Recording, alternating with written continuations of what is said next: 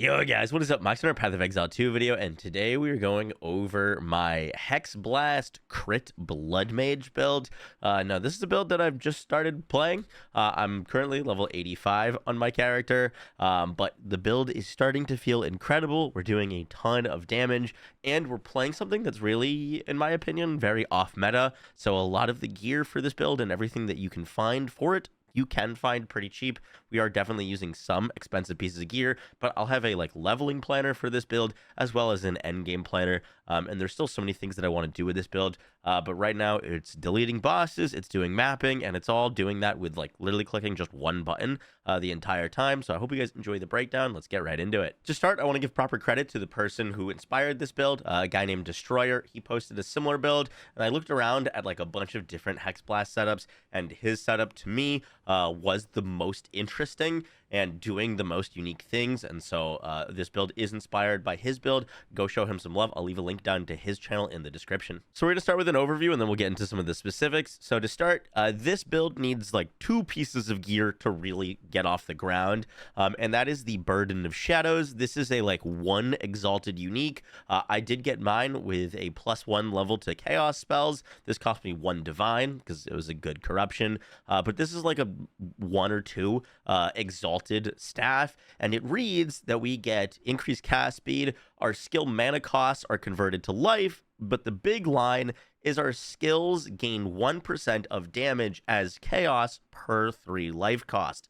And this is a unique that's mainly just thrown away or discarded, but on a Blood Mage setup, we're going to make all of our skills cost life. With Sanguimancy, skills gain a life cost equal to their base mana cost. And by leveling up the level of the Hexblast, every time that it increases in level, it's going to get more mana cost, and that'll in turn give it more life cost. And so what we're doing with this build is we're going to make our Hexblast cost as much life as possible. Currently, I mean, mine's only level 27, so we could go a lot higher, but my Hexblast is currently costing me 1,000 life to cast, and that's giving me 300% of my damage as chaos damage. We're getting basically 300% extra chaos damage with this staff on, and we're doing a few things to be able to sustain such high costs and to make it deal so much damage. So one of the things that we can do with our Hexblast is we can give it life tap. This means that all of the mana costs are going to get converted to life costs. This is actually a huge damage increase for the build because the more life that our Hexblast costs, the more damage it's going to deal. So if I take off life tap, for example, we're at 278,000 damage. If I take it off, we lose 60,000 damage just from losing life tap. And so what this staff allows us to do is we're going to make all of our Hexblast cost a ton of life and get a ton of damage because of that. Now, the synergy is that if we're going to be costing all of our life, we need to get all of our life back, because otherwise we'd cost all of our life, and then we wouldn't be able to cast again without clicking a health potion. So the Adziri's Acuity gloves read that they give us some crit chance, some intelligence, but most importantly, leech from critical hits is instant. And that means that with the Blood Mage setup with Vitality Siphon, 10% of our spell damage is leeched as life. So we're doing so much damage that 10% of that spell damage is going to heal our full life pool. I only have 1,700 life currently. We don't need a ton of life. We just kind of want enough life so that we can comfortably cast our Hexblast. But if we're going to crit, we're going to get all of our life back. And it's really important that we're going to be critting a bunch because obviously if we don't crit, then we don't get our life back. So currently I'm sitting at 64% crit chance, which is a great amount of crit chance. But for mobbing, I just swapped these two around. For mobbing, we're going to use ambush. Ambush gives us 100% more crit chance against enemies that are on full life, and so now we get 100% crit chance on anything that we're casting on for the first time, because this is 100% more. This gives us over 100% crit chance. So anything that's on full life is going to get crit. And the goal with Hexblast is for it to hit so hard that we're basically just going to be one-shotting most things. And so that's kind of the thought process behind the build. We need Hexblast to cost a bunch of life, and that costing a bunch of life is going to give us a bunch of damage. And if we can get it to crit, it's going to refund us a ton of life. And because we are using Blood Mage, we get Sunder the Flesh, which gives our base crit chance for spells as 15%. So my Hexblast goes from a 7% crit chance to a 15% crit chance, which is massive. This is base crit chance. We can get, more than enough crit chance on this build very, very easily. And so that's kind of an overview of all of the things that are happening. We're deleting all of our life every time we cast, but every time we hit an enemy, we get all of that life back. And we're scaling all of our life basically as damage that we're casting with Burden of Shadows. So let's talk gem setup. Just by holding the Burden of Shadows, we have Sigil of Power. You don't need to click any more buttons than basically just Hexblast for mobbing. We can press more buttons for bossing, but if we put down Sigil of Power, even though this is just like a granted skill, it's going to give us more damage, the more mana that we spend inside it. So I usually put this down right when a boss fight starts. We cast our Eye of Winter in it, and that's going to give us more damage with our Hexblast. Life Remnants is just our inherent Blood Mage skill. Basically, we have a chance to spawn a Remnant that's going to give us more life, but we get a guaranteed Remnant when we crit. So this is another way for us to sustain all of our life, as we're going to be constantly critting. Then we get to kind of like the core of the build, which is Hexblast Blasphemy. So if you don't understand Hexblast or haven't seen this skill before, basically this skill detonates a curse on every enemy in an area, causing explosions of chaos damage, but removing the curse. Now, the reason that this is so cool is, one, this can explode up to 9 times. So if you're fighting enemies that are in an area, for example, we're doing like 198,000, but that's 198,000 times like 9, because if there's enemy density and we're going to be cursing everything around us, everything that gets hit by Hexblast is going to be detonating explosions on them. So then you've got like 9 overlapping explosions, and this helps us to one-shot any elite that you come across, which is really nice. And Hexblast just does a ton of base damage, and its damage scales really well with levels, so getting more levels on it is going to be fantastic for us. But with Blasphemy, Blasphemy is an AoE that allows us to apply our curse automatically around us. And so we don't have to constantly be clicking a button, cursing things, and then blowing up them. With Hexblast, Blasphemy is just going to be doing the curse application for us. And there's 2 curses that you can put in it. There's Despair, which lowers enemies' chaos res, and I'm currently using Temporal Chains. You could use either. Temp Chains is a slow, and I'm currently preferring Temp Chains once I got to like tier 15s, because enemies, we don't want them to be hitting us too much.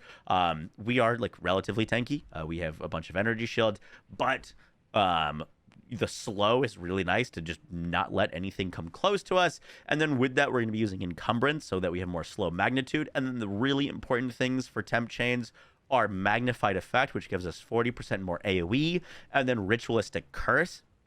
This gives us 50% increased AoE, and the downside of Ritualistic Curse is that our skills have like a delay, basically, but there's no such thing as like curse delay for anything that's in Blasphemy, so you can negate a lot of the like downsides of certain supports, because Blasphemy just auto-applies everything around you, and so Blasphemy is going to allow us to kind of cover the screen in cursed enemies. Getting AoE for your curses is really important, otherwise you're only going to be able to damage them if they get close to you. So with Magnified Effect and Ritualistic, we're basically covering the entire screen in curse AoE. Then we get to Hexblast. For our supports on Hexblast, we change them for like mobbing and bossing. But for mobbing, we use Extraction. This gives us 25% extra chaos damage.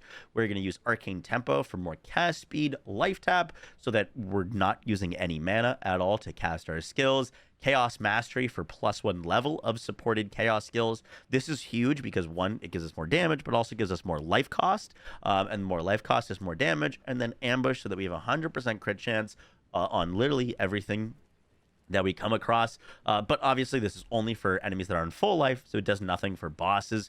So for bosses, I swap Arcane Tempo to Considered Casting. This gives us 40% more damage with spell hits, and then we swap Ambush for Concentrated Effect. This gives us 40% more area damage. You don't have to swap Considered Casting. It's just like nice, like the more damage, less cast speed is kind of nice, so that if you don't crit, you can, like, your health potions can keep up with some of your life drain. And then for sustain, we're using Eye of Winter.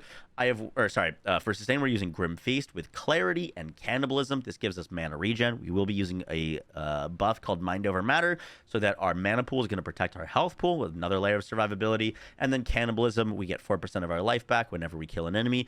This isn't needed, but it's just extra sustain for our life pool.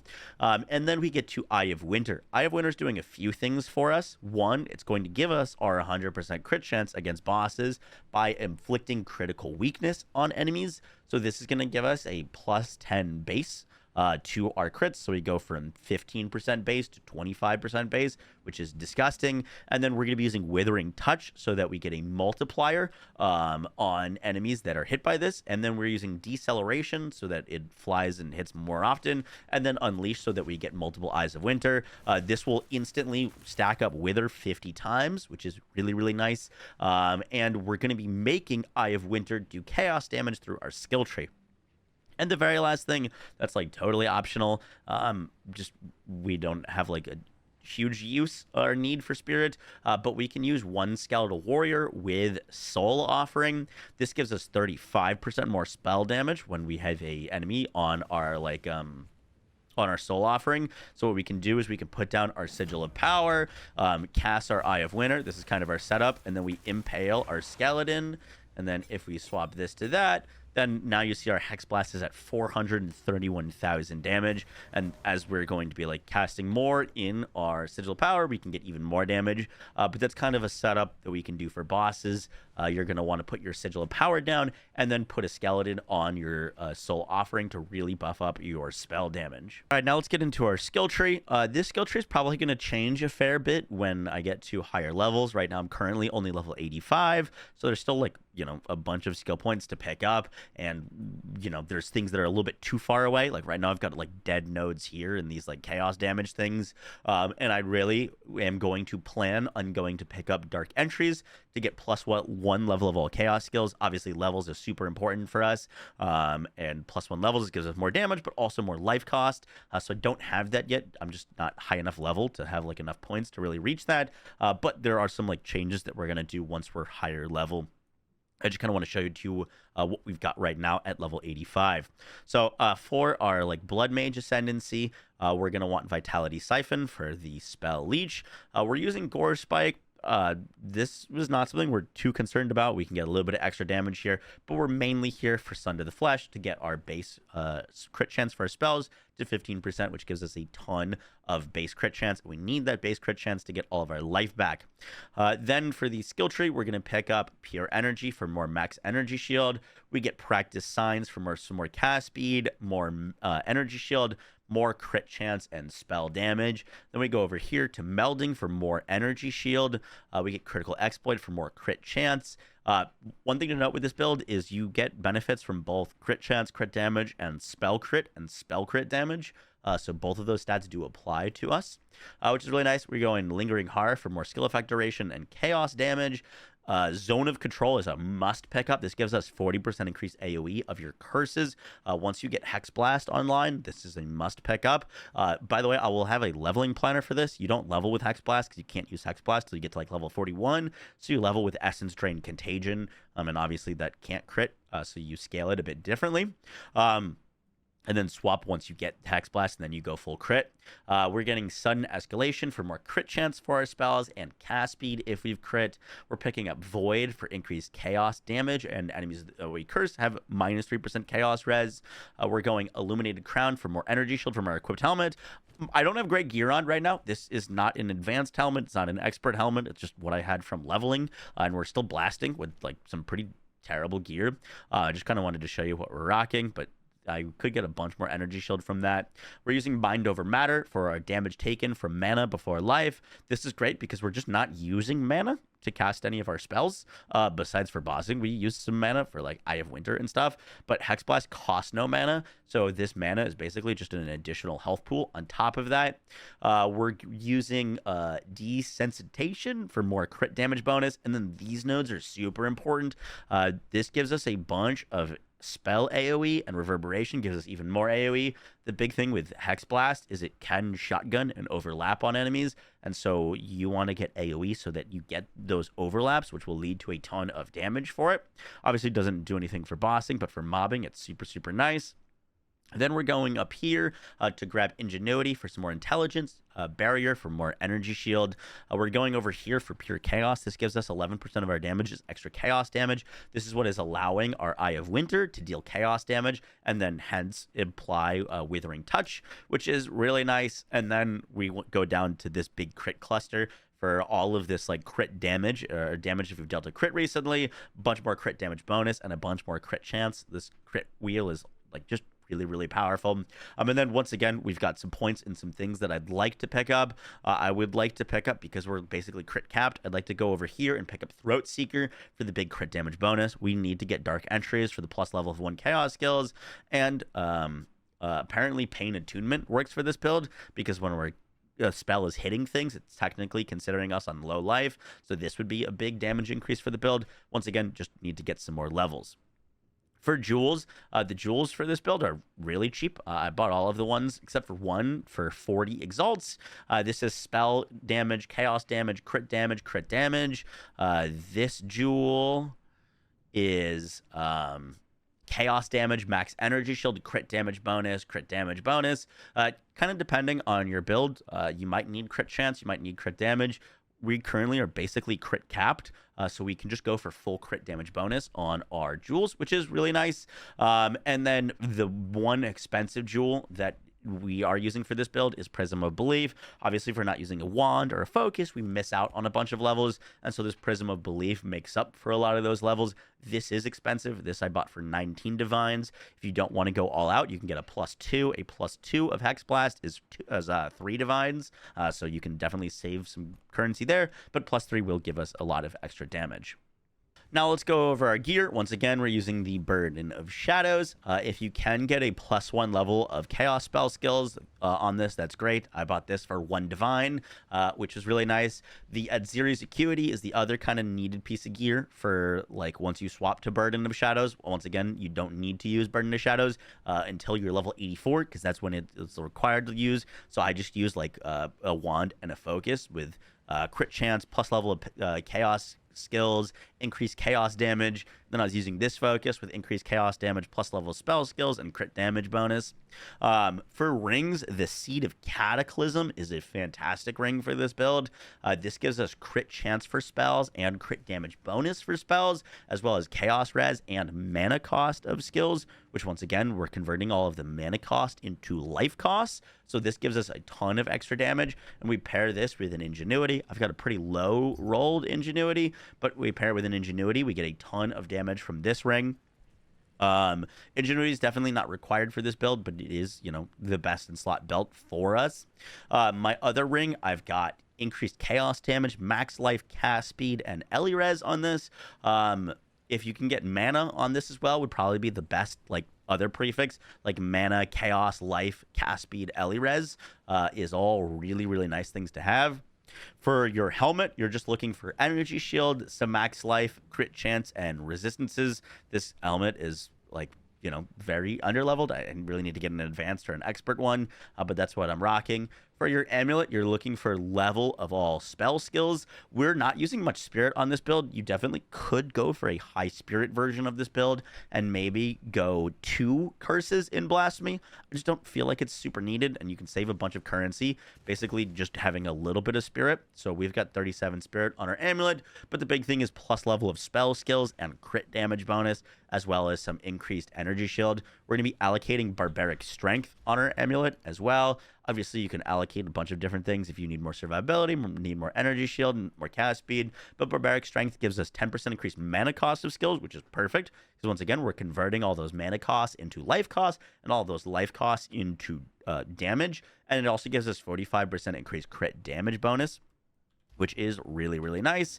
And then for the rest of the gear, my boots are just some advanced boots with some movement speed, some energy shield, some max life, and some reses. You do want life on your gear for this build, but it's not a huge concern. You just want to make sure that you have enough life that you can cast your Hexblast and not have to worry about, like, not being able to cast it, because that is kind of one of the downsides or awkwardness of this, is if you miss your Hexblast a bunch, obviously you're not going to get that instant regen, and then now I can't cast another Hexblast. So if I do miss, I basically need to click a health potion. So just something to keep in mind. It is one of the kind of the awkward sides of this build. Guys, that's going to do it for the video. I hope you enjoyed. There's still a lot I want to do with this character, and I will have an update to it once we're like in the 90s and we've got some like better gear and stuff like that, because my Hexblast, I just was able to get a level 19. I don't even think I'm high enough level to use a level 20 yet of Hexblast, but there's still so much damage that we can get on this, and yeah, it's doing really well, and it's such a like kind of off meta setup that a lot of the gear for it is really, really cheap. So yeah, guys, I hope you enjoyed. I'll catch you all on the next one. Take care. Peace.